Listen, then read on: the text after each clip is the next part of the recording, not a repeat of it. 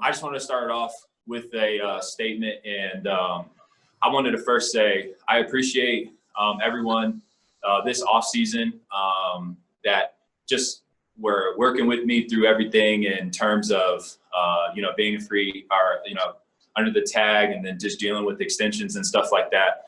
Obviously, from my end, I could have done a better job communicating, but just, first time going through it, just trying to understand what's going on and learning and trying to figure out what would be best for my family and I just want to say I appreciate everyone with the patience and the growth that I've had, during that time and continually growing.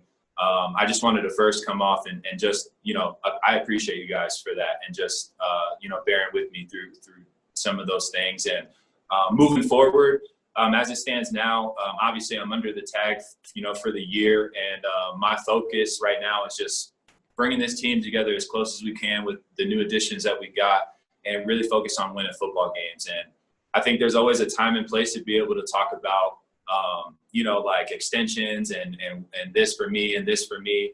I just feel like moving forward right now, what's best is to talk about the team.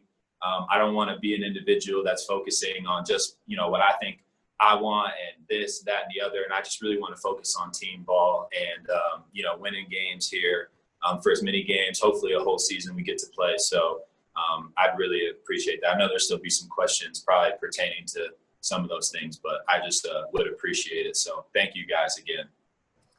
All right, Ryan, go ahead, and then Troy will be next. Hey, Justin, I appreciate your opening statement, but as a follow-up, was there a level of disappointment that no deal was done? And as a follow-up, how much did you learn last year playing on a one-year deal that you can apply to this year? Yeah, I think I wouldn't say disappointment. I would say, obviously you were hoping for, a long-term deal, but in the grand scheme of everything that's going on, this is a first for everyone. You got the pandemic that's going on and all these different things. And so unfortunately it just wasn't able to work out on both sides. And, moving forward, I think I've always been a guy, my whole career that's just been confident in myself and what I can do. And, like you said, with some additions that we've had, the type of defense that I know that we can be, I'm just excited for what's moving forward. And everything is always going to work itself out, not to be the super optimistic guy, but everything always works itself out. So I'm just excited to see where this thing heads. Next, we got Troy, ranked number 7, followed by Brandon Cristal. Troy, go ahead, please. Justin, good to see you, my man. And thanks for the kind words for the media. We don't get them very often.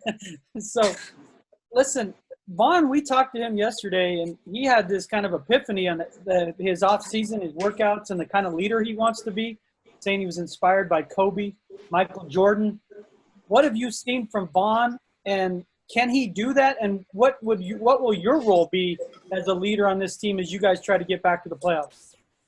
Yeah, even just the past couple of days, the later group, like the veteran group that's been here, all we've really been able to do is walk through and conditioning, lifting and things of that nature. But the thing that I've seen different, I guess, than years past is it's super positive from Vaughn. And then in that same respect, it's positive, but he's also like leading. Like it's like less talking about it. Hey, I'm gonna lead. Like we do sprints, he's always out in front. In the lift, he's just always doing things like the little things the right way. Those are the types of differences that, just even in the couple of days that we've seen, walkthroughs, attention to detail. And so, going into my 5th year as a leader, hearing his statement, seeing the success that he's had in his career, and then still seeing the hunger that he wants to be that guy, that leader for this team. I realize, being a young leader myself, man, these are the steps, these are the measures that I need to take as a leader. I need to follow suit, and I need to make sure I'm doing the things that I'm doing, so that younger guys that are watching me are following, my example of what I think the example of Vaughn is setting, you know what I mean? And so that trickle effect is kind of the steps that I'm trying to take as a leader on the defense and as a team. Next up, Brandon Cristal, KOA, followed by Mike Kliss. Brandon, go ahead, please. Hey, Justin, I guess it's kind of a 2-part question. Heading into year 2, what's your comfort level and really the team's comfort level with Vic's defense? And then specifically you and Kareem, who maybe aren't getting on the list necessarily of best safety duos by people out there that make those lists, even though you were an all-pro and he was a Pro Bowl alternate. So kind of take us through that, just the year two of the defense plus you guys working together and knowing Kareem is going to be a safety full-time. Yeah, year two in the defense, I think Vic said it early on, when we were able to talk to media consistently, things like that. It was a great year for a lot of guys, but there's still so much more room for growth. And I think that's kind of what I think about for year two. There was a lot of success, obviously a lot of things to work on, but a lot of growth. And so with year two coming up, man, with all the pieces that we have, I feel like, we could be something really special, really, really special. And I think the point was made, we got guys playing in their primes right now, younger guys stepping up, and then we have vets from other teams that may feel this way or the other about how they may have been treated at their spots coming in hungry. And it's just, you mix all those guys together and, it's going to be something special that I'm looking forward to. And in terms of, the naysayers of, whether or not Kareem and I are a dynamic duo in terms of what we're able to provide for Vic's defense, you're always going to have that, right? And so I've never listened to any negative, critiques out there of what's going on. All that I care about is if when I walk into the meeting room Monday after a Sunday game or Tuesday after a Monday, whatever day, if I walk into the room, I did my job at the highest level possible of what I was asked to do. And, my team in general is proud of what's been going on. So that's all I've really ever cared about.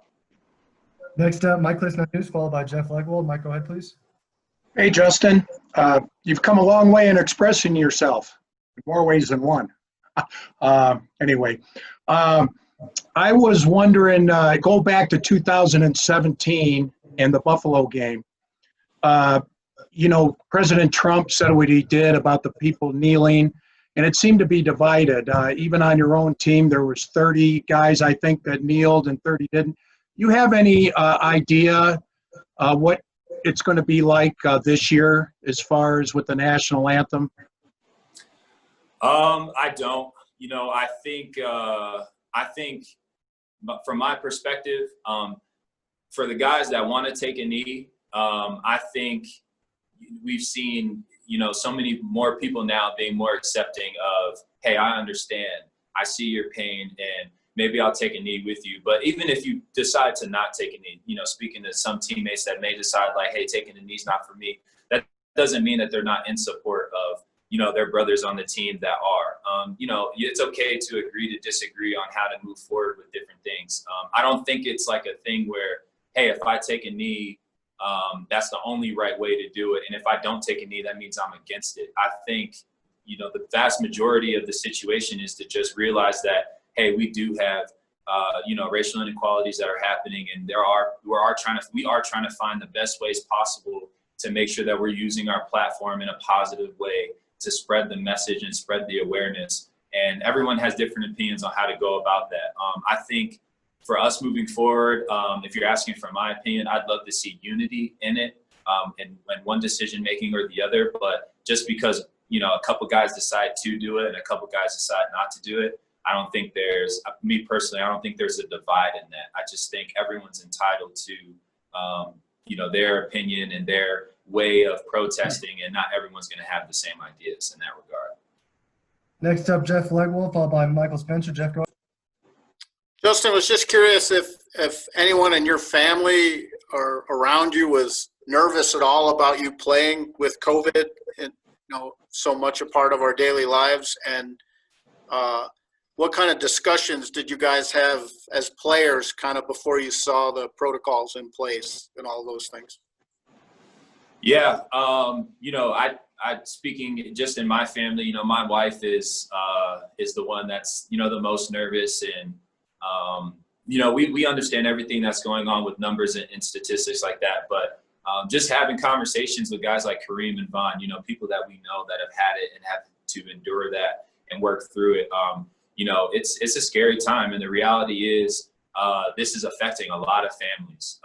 And so my wife and I have had, really difficult conversations, about, opting out and what the season's going to look like. And do you really think measures are being taken that you guys are, being cared for in the best way possible. And obviously, I haven't seen a lot of the places around the NFL, but just being here, you can really see the effort in the Denver facilities, man, of trying to make sure that, we're doing everything we can so that we can play football again in a safe manner. And, guys like Jawan being able to opt out, he just making a family decision, man. I'm so proud of him, being able to make a decision for him and his family. And he always would have, support from myself and any other guy that decides, Kyle Pecco dealing with what he was doing, especially with his wife, Julie. And, those are not easy decisions to make as a player, especially when you love the game. But family will always come first. And so I've had a lot of difficult conversations with my wife, and it's not ever going to be easy. Just like for the rest of America, it's not easy on anyone right now. Next up, Michael Spencer, followed by Zach Stevens. Michael, go ahead, please. Hey, Justin, to piggyback off Mike Kliss's question, have you thought about what you might do during the season? You were so active on social justice issues in the offseason. Have you thought about how you might continue that? And then as a complete aside, what's it like being in that building without Chris Harris Jr. and Derek Wolfe? Yeah, I've thought a lot about it. It's literally been something I've been thinking about since, having the peaceful protest back in my hometown, all the way up into, coming out here and having the peaceful protest in Denver. Is something that I've been thinking constantly about. And a lot of the guys on the team, a lot of the leaders on the team, we've been trying to figure out ways like, man, this is such a critical time. We have such a great platform to be able to, do this in the right way and, use Denver as like a stepping stone into trying to affect change, nationally. And so we've been talking and we've been trying to find innovative ways to do that. So, I mean, if you're asking like if we're going to take a knee or not, we're still kind of working on what that's going to look like, right? And we want to make sure we're doing everything in the right way possible. And like I said, the biggest thing I think a lot of the guys agree on is the unity aspect of it. And we want to make sure we're doing it as one unit. And so, just in terms of moving to your next question, talking about Chris, it's definitely going to be a different vibe, right? But I was just talking to a couple guys already before I got on here. I know we just acquired AJ and Jarrell, and I've only known AJ now like a couple of days, but it feels like, the way just he's gelling with the locker room, and obviously he's already had a prior relationship with Kareem and some of the other guys. It's already just like he was a natural fit, for our locker room and for everything that's going on already, and already getting him super involved and talking almost like next level stuff because he's just been around for a long time. He knows what he's doing. And I'm just excited, man. And so AJ is a great addition for us, man. And I just can't wait to, get to Monday night starting, and then hopefully we can go for the full season after that. Next up, Zach Stevens, followed by Nick Kosmider. Zach, go ahead, please. Hey, Justin, thanks for talking with us. And speaking of AJ, what does he bring on the field for this defense? And then since he and Bryce haven't played a game with this defense yet, how long does it take to build that chemistry within a secondary? Yeah, it'll take some time. I think, it's definitely a different vibe when you're out there on the field, right? Things are going fast. You got to have that communication. But, with Bryce, man, Bryce was there all year last year. Obviously, he had a lot of rehabbing and different things that he had to go through. But, man, he was in our meeting rooms. I went to Bryce consistently last year asking him. I mean, he's been a part of this defense his whole career. So I'm like, hey, with this, with the safeties in Chicago, like what were they looking at for this and what were you looking at as a nickel? So, I don't think Bryce is too far off from, what we've already kind of established here in Denver. And in terms of AJ, like I said, AJ's a guy that he already came in and he's already on top of everything. Obviously he had all of OTAs to really go through, the film and really, understand it, study it, work through it. And now we're on walkthroughs and, he's almost, trying to make checks before some of the safeties even make their checks. And so I'm just excited, man. I think AJ's a great addition. And, Bryce, like I said, Bryce is steps ahead of everyone as it is. And so I'm just excited for us as a secondary, and it'll be something special when we all come together. And just excited for it. Next up, we got Nick with The Athletic. We have a few more after that. So, Nick, go ahead, please. Justin, I'm the new guy on the beat, so it's nice to meet you. This offseason, you guys add rookies, you add free agents, and typically in a normal season, you get to know those guys during OTAs, or you would, be able to have gatherings where you got a bunch of people together. In lieu of being able to do all that over the last 5-6 months, how have you guys tried to initiate some of that chemistry that's so important without those kind of, physical gatherings you're typically able to have?